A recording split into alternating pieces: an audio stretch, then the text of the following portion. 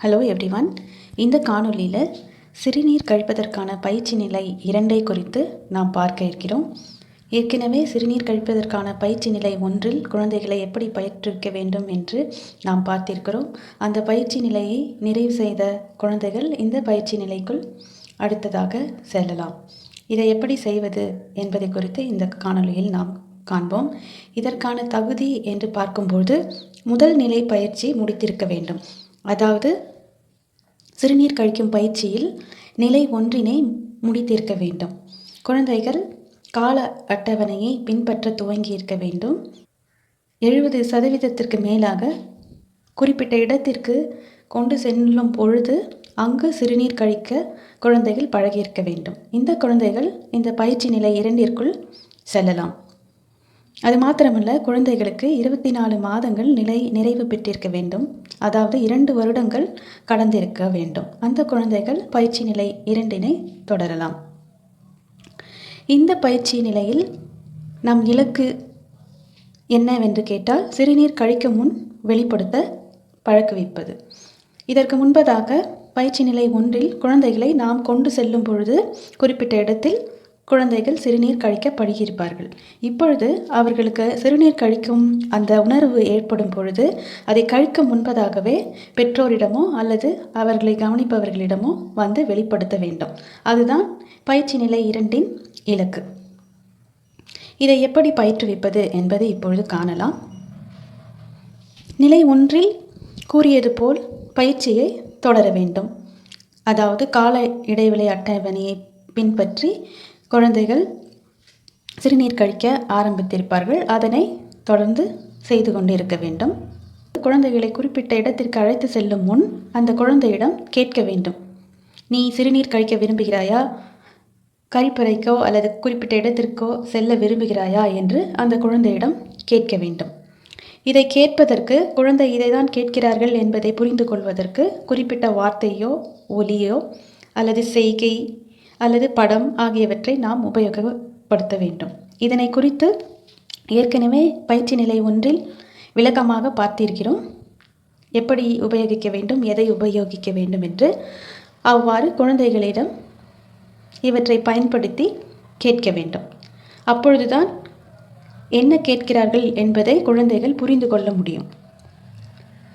நிலை 1 பயன்படுத்திய வார்த்தை, ஒலி, செய்கை, படம் ஆகியவற்றை இப்பொழுதும் உபயோகிக்கலாம். அல்லது குழந்தையினுடைய பேச்சுத்திறன் வளர்ச்சியை பொறுத்து மழலை சொல் அல்லாத மேம்படுத்தப்பட்ட வார்த்தைகளையோ அல்லது ஒலியையோ அல்லது செய்கையோ நாம் உபயோகப்படுத்தலாம்.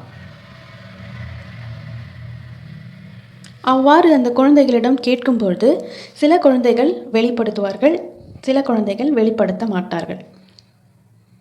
அவர்கள் வெளிப்படுத்தினாலும் அல்லது வெளிப்படுத்தாவிட்டாலும் அவர்களை கழிக்க வேண்டிய அந்த குறிப்பிட்ட இடத்திற்கு கொண்டு சென்று சிறுநீர் கழிக்க ஊக்கப்படுத்த வேண்டும். இங்கு நாம் வேறொரு வேலையையும் குழந்தையை செய்ய வைக்க வேண்டும். அதாவது கால் சட்டையை தானே கழற்ற சொல்ல வேண்டும். தேவைப்பட்டால் உதவலாம்.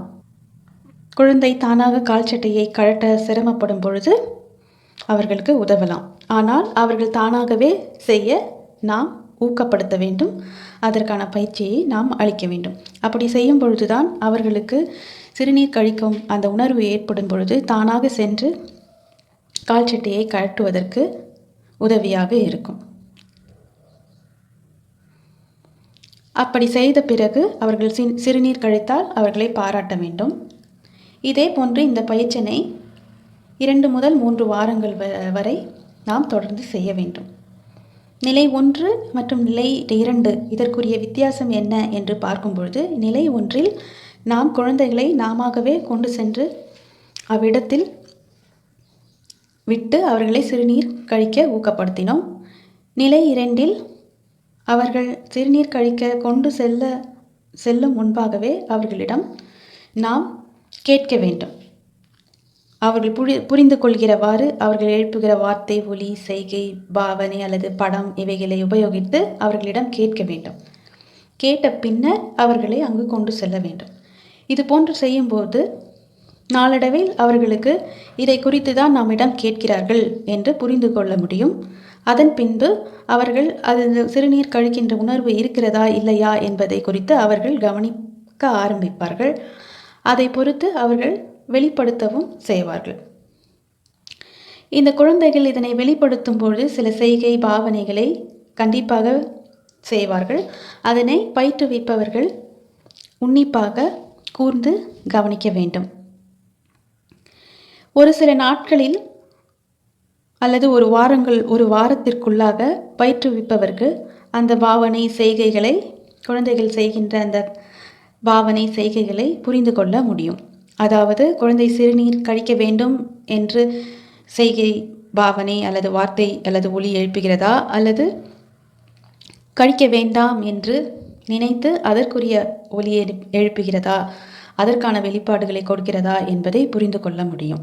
குழந்தைகள் பொதுவாகவே சிறுநீர் கழிக்க வேண்டும் என்றால் அதற்கு ஒரு விதமான வெளிப்பாடுகளையும்,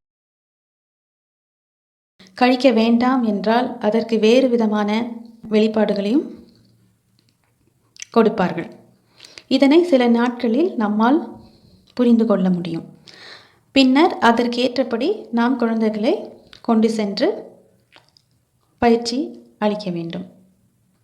உதாரணமாக கட்டிலில் இருந்து இறங்குவது, ஆடைகளை இழுப்பது, குறிப்பிட்ட அந்த ஒலியை பயிற்சிக்கு பயன்படுத்தி அந்த ஒலியினை எழுப்புவது, அல்லது வார்த்தைகளை சொல்லுவது, அல்லது கழிப்பறைக்கோ அல்லது அந்த குறிப்பிட்ட இடத்திற்கு நேராகவோ ஓடுவது, இது போன்ற செயல்கள் மூலமாக அவர்கள் வெளிப்படுத்தலாம். அவர்கள் அவ்வாறு வெளிப்படுத்தி சிறுநீர் கழிக்கும்போது அவர்களை பாராட்ட வேண்டும். எப்படி பாராட்டுவது என்பதை குறித்து ஏற்கனவே நாம் பேசியிருக்கிறோம். அதுபோன்று நாம் பாராட்ட வேண்டும். 70% மேல் அவர்கள் சிறுநீர் கழிக்கும் முன்பதாகவே வெளிப்படுத்தி அந்த குறிப்பிட்ட இடத்திற்கு சென்று அவர்கள் கழிக்கும்போது நாம் பயிற்சி நிலை 2 அவர்கள் வெற்றி பெற்று விட்டார்கள் என்று அறிந்து கொள்ளலாம். இதற்கு தேவையான காலம் என்று பார்க்கும்போது 2 முதல் 3 வாரங்கள் வரை ஆகும், அல்லது சில குழந்தைகளுக்கு இதற்கு மேலாகவும் ஆகும். அவர்கள் இவ்வாறு பயின்ற பிறகு, இந்த பயிற்சியை அடைந்த பிறகு அவர்களை அன்றாடம் சிறுநீர் கழிக்க நாம் ஞாபகப்படுத்த வேண்டும்.